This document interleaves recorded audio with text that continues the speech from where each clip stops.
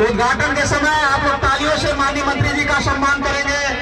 माननीय मंत्री जी का आप लोग सम्मान करेंगे तालियों से। तालियों से सम्मान करेंगे। इस तरह से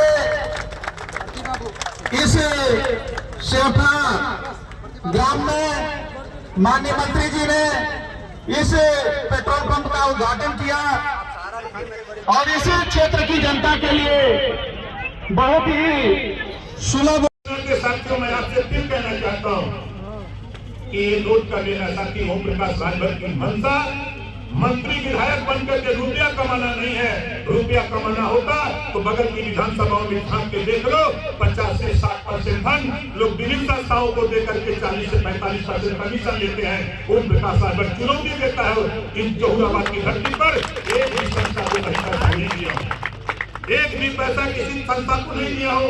और हमारी कोशिश होती है कि 100 मीटर 200 मीटर 300 मीटर 400 मीटर जो लिंक मार्ग में नहीं जुटा उसको जोड़ने का बहुत सी योजनाओं की जानकारी हमारे गांव में नहीं मालूम होता है, उसको बताते रहते हैं, घूमते रहते हैं। साथियों इस नाते नाली की समस्या अभी कुछ साथी हमको बता रहे थे।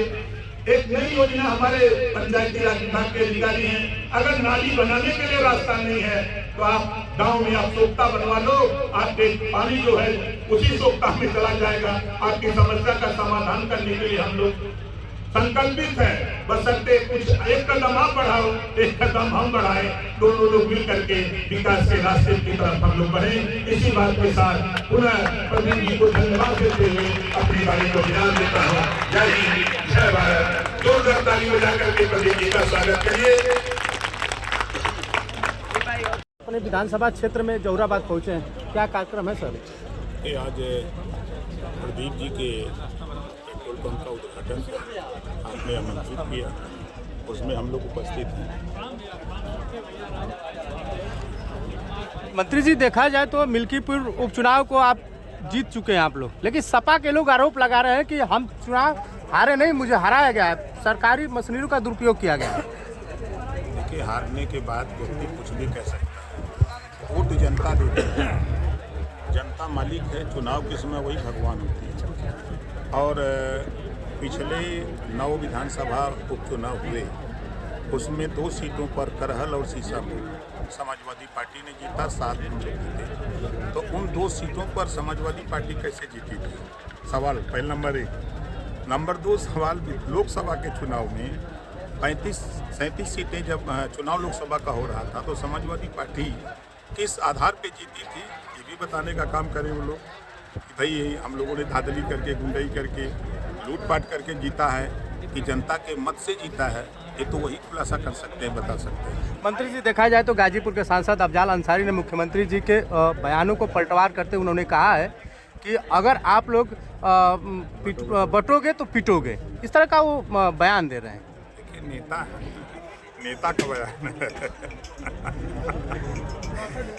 दिल्ली विधानसभा चुनाव को लेकर क्या कुछ कहेंगे सर? देखिए देश में मोदी जी की जो विकास की योजनाएं हैं, उन योजनाओं से देश की जनता पर भरोसा और विश्वास करती है मोदी जी पर। चाहे वो आयुष्मान कार्ड हो, चाहे किसान सम्मान निधि की बात हो, चाहे बैंकों में खाता जो खुला, पहले हम ही आप बैंक में खाता खुलवाने के लिए सोर्स बढ़ाते थे।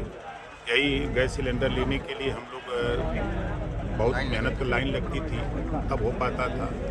तो योजनाएं जो बन रही हैं, उस गरीब को जिसको राशन मिल रहा है, दोनों टाइम खा रहा है, तो मोदी जी को देखा कि दूसरे। अच्छा देखा जाए तो कुंभ को लेकर सपा मुखिया अखिलेश यादव ने जो श्रद्धालु जा रहे हैं उनको जो टोल टैक्स लगता है उसको फ्री करने के लिए कह रहे हैं।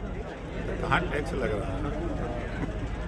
आप गाड़ी चलाएंगे सड़क पर, आप पहले देखिए, पहले जो दूरी 6 घंटे में तय होती थी, ऐसे हम गाजीपुर से अगर हम बलिया लखनऊ जाते थे तो हम लोगों को दूरी 5 घंटे 6 घंटे लगते थे। आज हम 3 घंटे में लखनऊ जा रहे हैं, 3 घंटे का समय आपका बच रहा है, 3 घंटे में आमदनी करेंगे तो टोल टैक्स देने में क्या दिक्कत है? मंत्री जी आप घरौनी का बात किए हैं, और घरौनी की स्थिति यह है कि इनका छप्पर उनके जमीन में और उनकी जमीन उनके खाते में हो गई, इसके लिए क्या समाधान है? उसमें भी आप कंप्लेंट करिए, उसका सुधार भी करने की व्यवस्था उसमें है। धन्यवाद।